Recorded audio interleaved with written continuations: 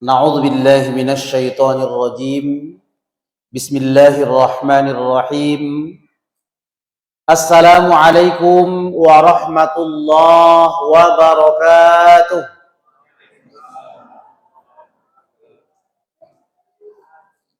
Alhamdulillahi wa kafa. Wassalatu wassalamu ala nabiyil mustafa wa ala alihi wa ashabihi ahli sidqi wal wafa. Rabbi shrah li sadri wa yassir li amri wahlul 'uqdatam min lisani yafqahu qawli. Qala Allah Ta'ala fil Qur'anil Karim, a'udzu billahi minasy syaithanir rajim. Ya ayyuhalladzina amanu kutiba 'alaikumus syiyam kama kutiba 'alal ladzina min qablikum la'allakum tattaqun. Wa thumma qala nabiyuna Muhammad sallallahu alaihi wasallam fi kitabil hadis, kam min shaimin laisa lahu min siyam illal ju' wal 'atash. Bersyukur kita kepada Allah Subhanahu wa taala. Alhamdulillah, pada malam yang mulia ini Allah berikan kepada kita nikmat kesehatan dan kesempatan sehingga mudah ayunan tangan kita, ringan langkah kaki kita datang ke rumah Allah ini dengan tujuan untuk meramaikan masjid, menunaikan ibadah di bulan Ramadan yang mulia ini. Berselawat kita kepada Nabi Muhammad sallallahu alaihi wasallam. Allahumma shalli ala sayyidina Muhammad wa ala ali sayyidina Muhammad. Mudah-mudahan kita mendapat syafaat nantinya. Kapan? Di hari yauma la yanfa'u malu wala banun illa man atallaha biqalbin salim. Di hari yang tidak berguna harta dan anak kecuali hati yang bersih, hati yang suci menghadap Allah Subhanahu wa taala. Mudah-mudahan dengan senantiasa bersolawat, insya Allah nantinya kita menjadi umat yang didahulukan Rasul untuk dibantu di yaumil akhir nanti. Amin ya rabbal alamin. Bapak Ibu jamaah salat tarawih yang dimuliakan Allah, judul santapan rohani Ramadan kita pada malam hari ini sesuai dengan yang dijadwalkan. Kalau saya mengambil dari MDI, kita berbicara tentang masalah jangan sampai puasa kita sia-sia. Jangan sampai puasa kita rusak. Puasa tetap sah, tetapi bermasalah hanya untuk menyelesaikan kewajiban saja. Tidak ada laba keuntungan yang kita dapatkan dari puasa yang kita lakukan. Bapak Ibu jamaah yang dimuliakan Allah, di dalam melaksanakan ibadah puasa Ramadan, sebelumnya sudah disampaikan mungkin asatiz sebelumnya bahwasanya yang harus kita perhatikan di dalam melaksanakan puasa ini, kita harus memahami tentang syarat wajibnya. Kita harus memahami tentang rukun-rukunnya. Kita harus memahami tentang apa saja yang dapat membatalkan puasa kita. Maka pada kesempatan ini kita fokus tentang hal-hal yang dapat merusak pahala puasa. Kalau membatalkan puasa, insya Allah kita sudah paham. Semua kita sudah paham. Tetapi kalau berbicara masalah hal-hal yang dapat merusak nilai dari ibadah puasa yang kita lakukan, inilah sebetulnya yang sangat penting kita perhatikan di dalam menunaikan ibadah puasa di bulan Ramadan ini. Maka Rasulullah Shallallahu Alaihi Wasallam mengingatkan kepada kita, kam min shaimin laisa lahu min siyam illal ju' wal 'atash. Berapa banyak orang yang berpuasa menahan lapar dan dahaga, mulai dari terbit fajar sampai terbenam matahari sebulan penuh, tetapi dia tidak mendapatkan apa-apapun dari puasa yang dia lakukan kecuali lapar dan haus saja. Hanya laparnya saja yang dia dapat, hausnya yang dia dapat. Keutamaan dari puasa itu tidak didapatkan. Padahal Allah Subhanahu wa taala sudah kasih bonus besar-besaran di bulan Ramadan ini. Man shoma ramadhana imanan wa ihtisaba ghufira lahu ma taqaddama min dzambi. Siapa yang berpuasa pada bulan Ramadan, di siang harinya dia berpuasa karena iman dan mengharapkan ridho Allah, ghufira lahu ma taqaddama min dzambi, diampunkan dosa-dosanya yang telah lalu. Di siang hari kita berpuasa, di malam harinya kita beribadah juga. Man qoma ramadhana imanan wa ihtisaba ghufira lahu ma taqaddama min dzambi. Siapa yang menghidupkan malam Ramadan dengan ibadah, baik itu dengan salat tarawih, tadarus Al-Qur'an, betul-betul dipergunakan malam itu untuk mendekatkan diri kepada Allah Subhanahu wa taala, ghufira lahu ma taqaddama min dzambi, akan diampunkan dosa-dosanya yang telah lalu. Itu hanya ada pada bulan Ramadan. Tetapi orang yang tidak memperhatikan puasanya tersebut, dia tidak mendapatkan keutamaan itu. Orang yang tidak bisa menjaga dirinya dari hal-hal yang merusak keutamaan pahala puasa itu, dia tidak memperoleh keutamaan yang luar biasa.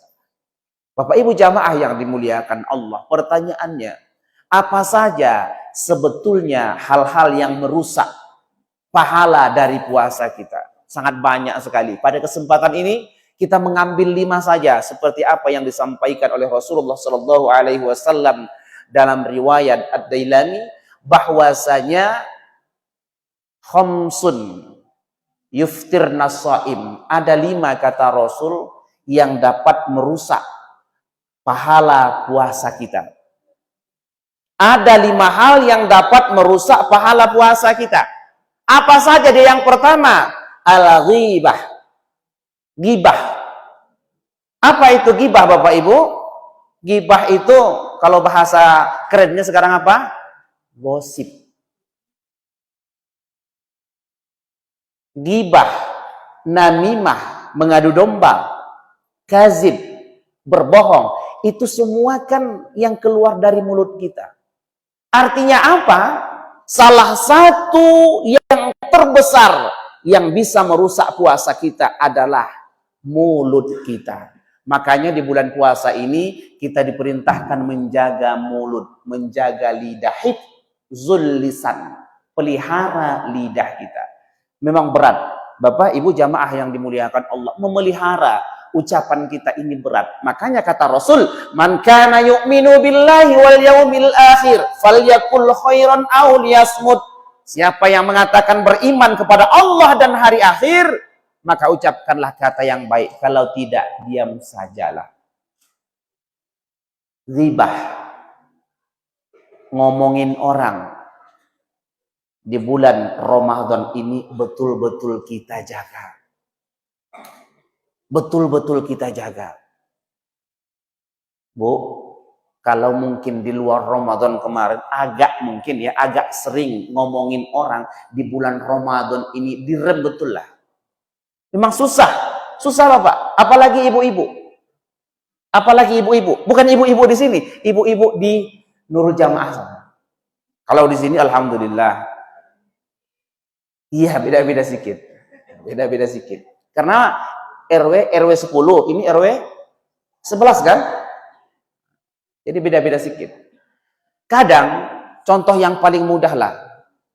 Masalah mulut, masalah ucapan ini.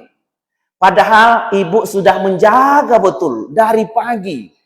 Dari pagi, menjaga betul baca Al-Quran di rumah, tadarus Al-Quran, sholat duha, semuanya. Kerjakan pekerjaan rumah. Waktu asar itu kan sudah dekat-dekat berbuka, tak lama lagi berbuka.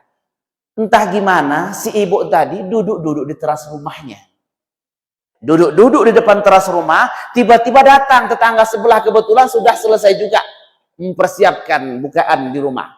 Ceritalah, awalnya mantap, bagus ceritanya. Ceritanya apa? Ceritanya ya masalah puasa. Ya bersyukurlah Bu, mudah-mudahan alhamdulillah kita masih jumpa dengan bulan Ramadan ini. Karena tetangga kita sudah banyak yang tidak sampai ikut puasa di bulan Ramadan. Alhamdulillah kita masih diberikan waktu, masih bagus. Tiba-tiba ibu yang satu ngomong, Bu, saya lihat 2 hari ini bapak suami ibu ada di rumah. Ada apa gerangan, Bu? Apa jawab si ibu yang satu lagi? Payah, Bu. Nah, mulai di sini dia. Payah. Payah. Payah gimana? Ibu kan tahu, sekarang kan sudah dekat-dekat lebaran, 1 bulan lagi. Satu pun anak kami 6 orang itu, satu pun belum ada yang beli baju baru. Belum ada yang terbeli. Kenapa rupanya? Suami ibu kan kerjanya bagus. Ya, itulah payah. Diceritakanlah. Akhirnya nanti diceritakanlah aib-aib dari suaminya sendiri. Hati-hati, hati-hati. Kadang menurut kita itu biasa-biasa, ternyata itu sudah masuk ghibah. Apa kata Rasul? Apa kata sahabat? Apa yang dimaksud dengan ghibah itu ya Rasulullah? Ghibah itu engkau membicarakan aib saudaramu di belakang dia. Apa itu aib? Aib itu kata ulama sesuatu yang kalau didengarkan oleh orang yang bersangkutan dia marah, itulah dia aib. Sesuatu yang kalau didengarkan orang yang bersangkutan dia marah. Misalnya dibilang si A, bapak tuh agak pendek lah katanya. Kalau dengar si bapak tadi dia marah, itulah aib. Padahal benar, tapi disampaikan itulah dia ghibah tersebut. Itulah dia ghibah tersebut. Maka di bulan puasa ini coba kita pelihara lidah kita. Kata ulama, salamatul insan fi hifzil lisan. Selamatnya manusia itu tergantung sejauh mana dia memelihara lidahnya. Padahal Bapak Ibu jamaah yang dimuliakan Allah, makanya Allah sebetulnya sudah berikan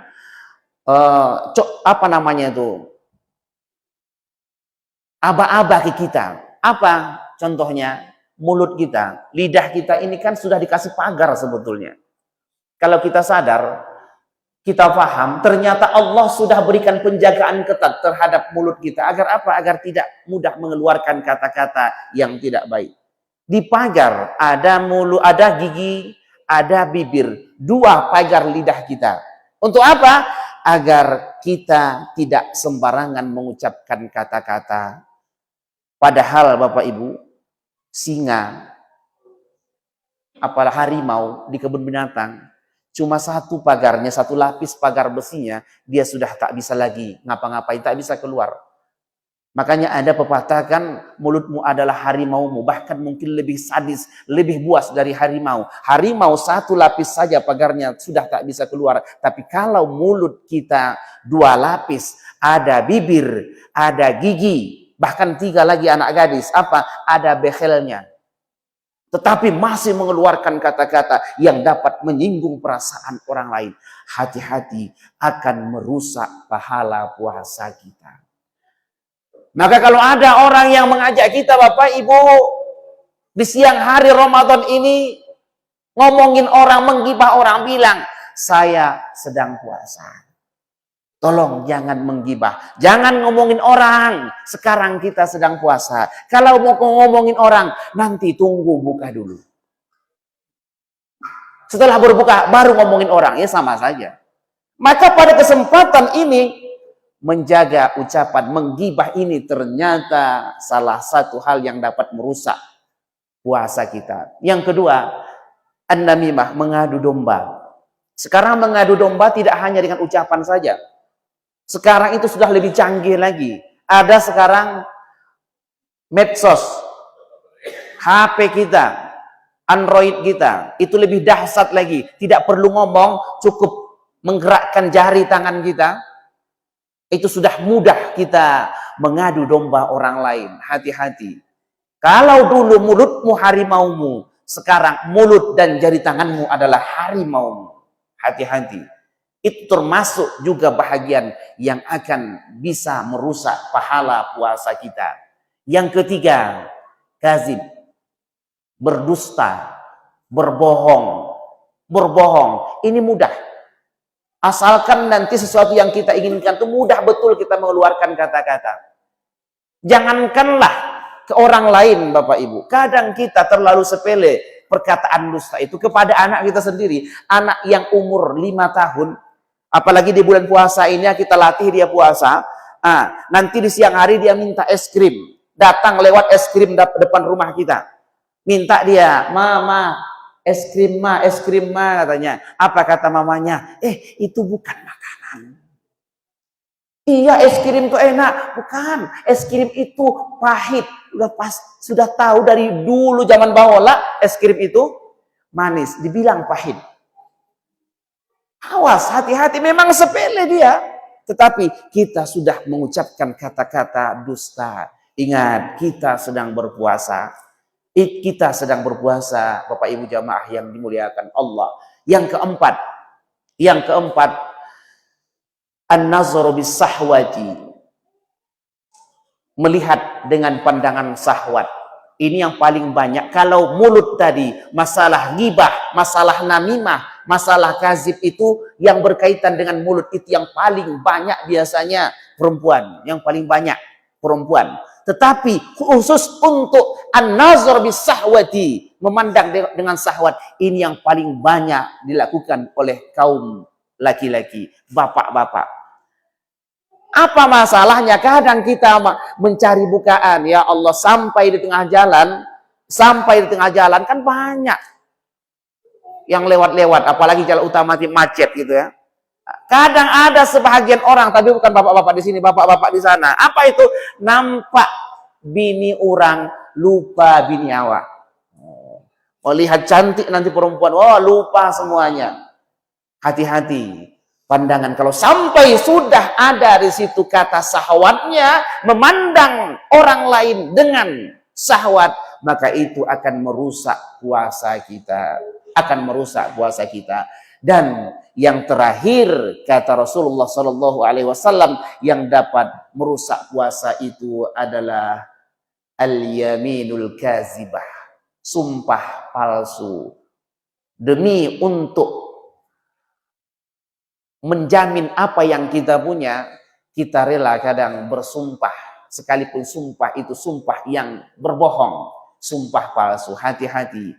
Ini merupakan hal-hal yang dapat merusak pahala puasa kita. Jamaah salat tarawih yang dimuliakan Allah. Maka kesimpulannya pada kesempatan ini, kami hanya ingin mengingatkan kepada kita Bapak Ibu jamaah. Sekarang kita masih di awal Ramadan.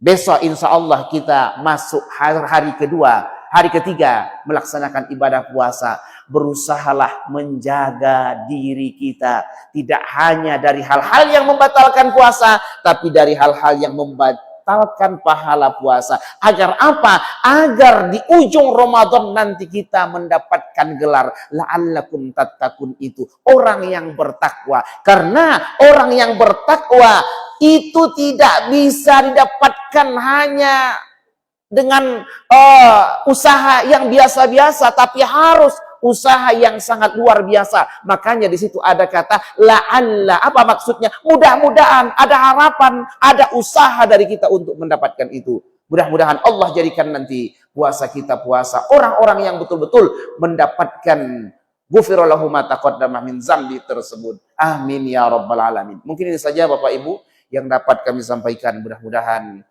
ada manfaatnya untuk kita bersama. Mudah-mudahan Allah Subhanahu wa taala berikan kesehatan dan kekuatan kepada kita agar dapat menunaikan ibadah di bulan Ramadan ini sampai akhir dengan sempurna. Amin ya rabbal alamin. Atas perhatiannya kami ucapkan terima kasih. Billahi taufiq wal hidayah. Wassalamualaikum warahmatullahi wabarakatuh.